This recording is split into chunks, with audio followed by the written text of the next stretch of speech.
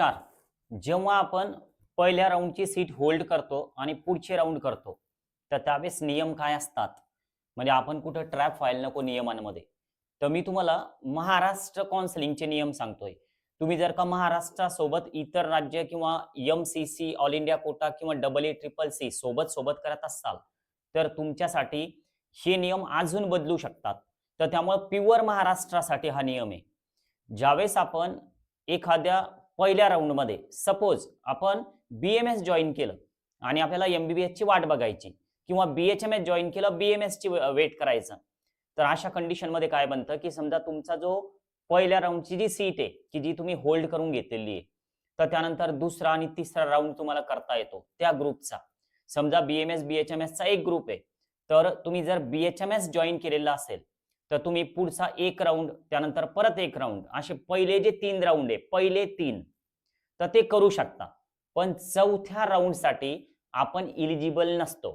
एक डिस्क्वालिफाईड कॅन्डिडेटची जी लिस्ट आहे, तर ती येते. त्यामध्ये आपलं नाव येऊन जातं. थोडक्यात तुम्ही चौथ्या राउंडच्या चॉईस फिलिंग जरी केल्या, त्या ग्रुपच्या बी-एम-एस, बी-एच-एम-एस किंवा एम-बी-बी-एस, बी-डी-एचच्या, तर त्यामध्ये तुम्ही इलिजिबल नसता. तुम्हाला सीट अलॉटमेंट होत नाही. तुमच्या नावासमोर डायरेक्ट लिहून येतं, की ऑलरेडी जॉइन म्हणजे थोडक्यात तुम्ही कुठेतरी जॉइन आहे. तर त्यामुळं हा जो पहिला राउंड आहे त्यामध्ये आपण सीट मिळवली, ती होल्ड केली, तर अजून किती राउंड करता येतील तर हे तुमच्या लक्षात आलेलं असेल. आता प्रश्न असा येतो, की सर पहिल्या राउंडची जर सीट मिळाली ती आपण होल्ड जर केली, तर सेकंड राउंडला चॉईस फिलिंग करणं कंपल्सरी असतं का? काय करायचं, की जर समजा आपण पहिल्या राउंडमध्ये एखाद्या कॉलेजला जॉइन आहोत, सीट होल्ड केलेली आहे, आपण ब्लॉक केलेली आहे. मग अशा कंडिशनमध्ये सेकंड राउंडला आपण जर चॉईस फिलिंग करायच्या असतील, तर जे फर्स्ट राउंडचं आपण जॉइन केलेलं कॉलेज आहे, तर त्यापेक्षा थोडे बेटर कॉलेज चॉईस लिस्टमध्ये टाकायचे. कंपल्सरी नसतं टाका म्हणून. पण जर समजा तुम्ही होल्ड कशासाठी केली, तर तुम्हाला ते कॉलेज आवडलेलं आहे, पण अजून दुसरं मिळतं का? तर यासाठी प्रयत्न करायचा आहे. तर त्यामुळे तुम्ही इतर कॉलेज तुमच्या लिस्टमध्ये ठेवू शकता.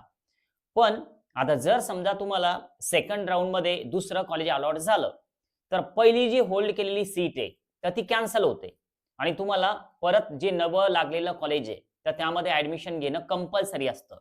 म्हणजे असा जर तुम्ही विचार करत असाल, की सेकंड राउंडला जे कॉलेज मिळतं, तर ते नेमकं कसं आहे, तर ते आपण अगोदर सगळं चेक करू आणि नंतर मग निर्णय घेऊ, की पहिली सीट ठेवायची का दुसरी ठेवायची. अशी ती कंडिशन नसते, असा तो रूल नसतो. जर तुम्हाला पहिल्या राउंडला सीट तुम्ही होल्ड केली, सेकंड राउंडला तुम्ही नव्यानं चॉईस टाकल्या, तुम्हाला पुढचं नवं कॉलेज मिळालं, तर पहिल्या राउंडचं कॉलेज तुमचं कॅन्सल होतं. जे सेकंड राउंडला मिळालेलं कॉलेज आहे, तर ते तुम्हाला घेणं कंपल्सरी असतं. जर तुम्ही ते नाही घेतलं, तर तुम्ही राउंडमधून बाद होऊ शकता. या व्यतिरिक्त सुद्धा अजून बरेचसे नियम सीटी सेलच्या इन्फॉर्मेशन बुलेटिनमध्ये यायचे बाकी आहे आणि हे आता अजून एक 2-3 दिवसांमध्ये महाराष्ट्राचं शेड्यूल पब्लिश होऊ शकतं. कारण आता ऑल इंडियाचं आलेलं आहे. तर त्यामुळं जे रूल्स येतील, तर ते काळजीपूर्वक फॉलो होणं खूप गरजेचे आहे. आणि यासाठीच आपलं वर्ष वाया जाऊ नये, थोडी काळजी घ्या मित्रांनो. अपडेट राहा या दरम्यान. म्हणजे जवळपास ही काउन्सिलिंग प्रक्रिया डिसेंबर एंडपर्यंत चालणार. तर त्यामुळं अपडेट राहणं खूप गरजेचं आहे. तुम्ही जर आतापर्यंत जिजाऊ अकॅडमीला सबस्क्राईब केलं नसेल, तर नक्की एकदा सबस्क्राईब करा. थांबूया. ओके. बाय.